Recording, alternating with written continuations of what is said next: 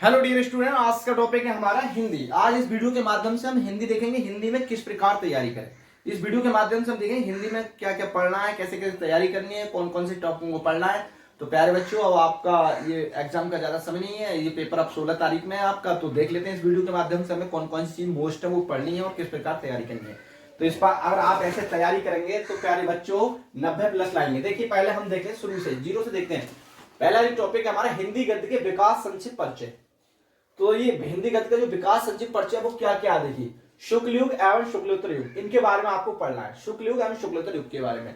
और दूसरा है रीति काल और आधुनिक काल, इन कालों के बारे में आपको पढ़ना है। आपकी हिंदी की जो बुक है एनसीईआरटी, कोई बुक हो एनसीईआरटी, वहां आपको शब्द रखा है ये काल सब, शुक्ल युग क्या है, आधुनिक काल क्या है, रीति काल क्या है, शुक्ल युग में कौन कौन से कवि है, ये आपको सब किसमें मिल जाएगा, एमसीक्यू सीरीज में जो आएगा आपके ऑप्शन टाइप जो क्वेश्चन है नहीं, उसमें प्यारे बच्चों आपको मिल जाएगा।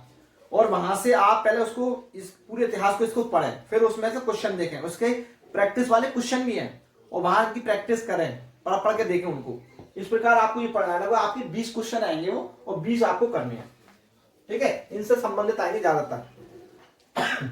इसको पढ़ने लगभग इससे 10 नंबर से आपको मिल जाएगा इससे, और 10 आपको पूरे, ठीक है, सिलेबस से मिल जाएगा। अब देखें गद्य एवं गद्य व काव्य हेतु निर्धारित पाठ से, जो गद्य पद का है वो क्या है, वो देखो समझो, इसमें संदर्भ आएंगे, आपको पता है संदर्भ आएंगे, रेखांकित अंश की व्याख्या आएगी उसमें संदर्भ के साथ, और अन्य प्रश्न आएंगे नीचे दिए होंगे। एक क्या आपका गद्यांश दिया रहा होगा, आपको पता होगा एक गद्यांश होगा, गद्यांश के नीचे संदर्भ पूछेगा और रेखांकित अंश की व्याख्या और उससे संबंधित और भी अन्य प्रश्न पूछेगा। तो देखो कौन कौन से पार्ट ज्यादा मोस्ट है जो पूछेगा। एक तो है आपका, ठीक है, मित्रता, दूसरा ममता और भारतीय संस्कृति। हालांकि 4 पार्ट है इसमें, 4 ही पार्ट है आपकी इस बार इसी ईयर में, तो आप 3 तैयार कर लो। कितने कर लो? 3, मित्रता, ममता और भारतीय संस्कृति। और इन्हीं जितने भी ये राइटर हैं, लेखक हैं, इन्हीं का जीवन परिचय आपको याद करना है प्यारे बच्चों। किस किसका?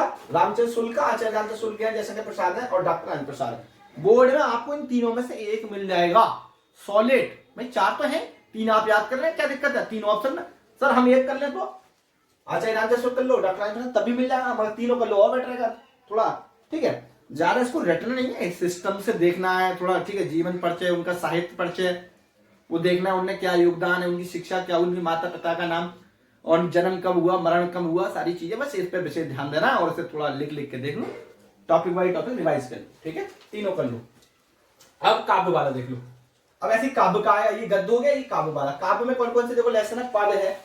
पहला जो सूरदास जी ने लिखा है, धनुष भंग है, वनपथ है, ये तुलसीदास जी ने लिखे हैं और सवैये है, ठीक है। तो पहला आप इनकी भी जीवन परिचय याद करना, इनको आप अच्छे से पढ़ लो तो पद में आपको मिल जाएगा सूरदास। तो हर पद में, ठीक है, हर पद में क्या होगा, सूर होगा, सूर सूर सूर, सब में सूर होगा, तो वो तो वहां से पहचान होगी, आप सूर से पहचान लेंगे सूरदास का, ठीक है। और ऐसे सवैये में होगा रसकान, रसकानी रसकान रसकानी, तो आप इन दोनों की पहचान आराम से हो जाएगी। मगर इनका जो हिंदी भावार्थ है, जो व्याख्या है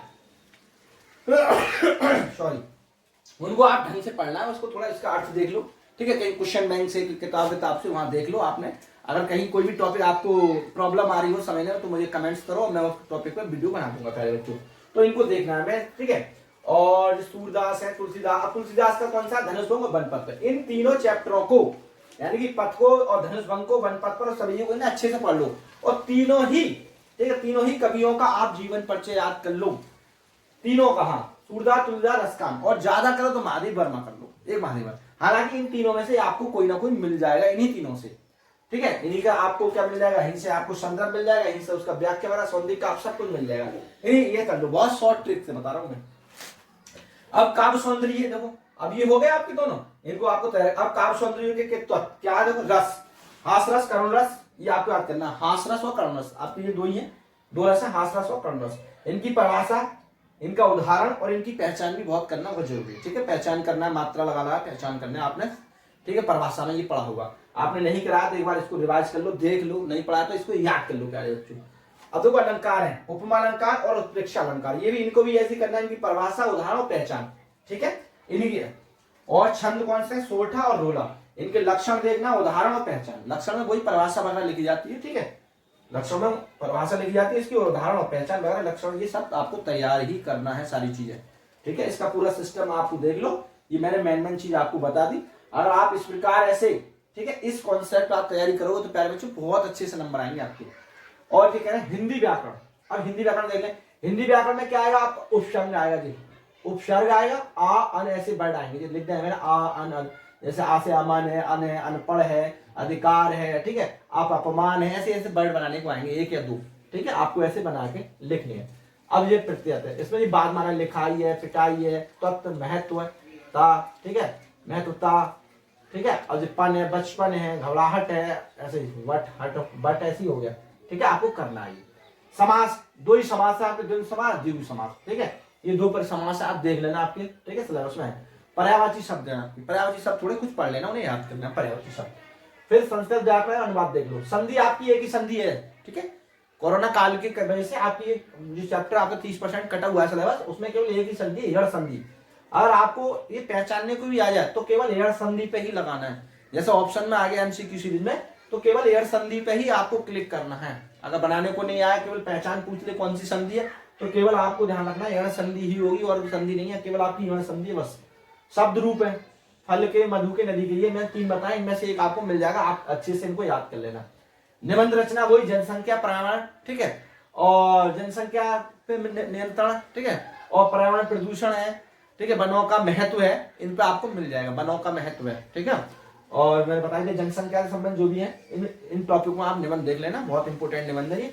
पर्यावरण प्रदूषण है, ठीक है, पर्यावरण सुरक्षा है, और जनसंख्या नियंत्रण है, या बढ़ती हुई जनसंख्या, बेरोजगारी की समस्या, सब इन्हीं से संबंधित आपको मिल जाएंगे। और कभी कभी मिल जाता है मेरा प्रिय कवि, तो आपने जो कवि की, ठीक है, आपने जीवन पर चार्ज करा, थोड़ा सा उन्हें और बढ़ा देना, एक दो टॉपिक देख लेना वहां से और उसको कर देना प्यारे, घबराने की कोई आवश्यकता नहीं, आप अच्छे से तैयारी करो। अब ये आपका है खंड का, इसको तो ये देखो, ये सारे टॉपिक जो है आपको रखे हुए मिलेंगे। ये खंड काव्य है, तुमल खंड काव्य, आप इस जिले से हैं, वाराणसी से हैं, इटावा से हैं, बदायूं से हैं, जलौन, बिजनौर आदि, एक दो जिला और है इसमें। अगर आप इन जिलों से हैं तो इस तुमल खंड काव्य आपको तैयार करना है। तुमल खंड काव्य में क्या है, आप देखिए सर्ग देख लें, जो 10 सर्ग है, 11 सर्ग, जो भी आपकी सर्ग है उसमें, उनको पढ़ लें बारीकी से, और वो, और इधर या तो जो करेक्टर यानी कि जो नायक है, हीरो है, उनके करेक्टर देख लें, एक मेघनाथ है और एक इसमें लक्ष्मण है, उनके करेक्टर देख लें। हालांकि दोनों की विशेषताएं करेक्टर की सेम है, एक दो थोड़ा, ठीक है, डिफरेंस है, और हालांकि एक तैयार कर लोगे तो दोनों में चल जाएंगे, आपको कोई दिक्कत नहीं है, याद बहुत नॉर्मल है सब।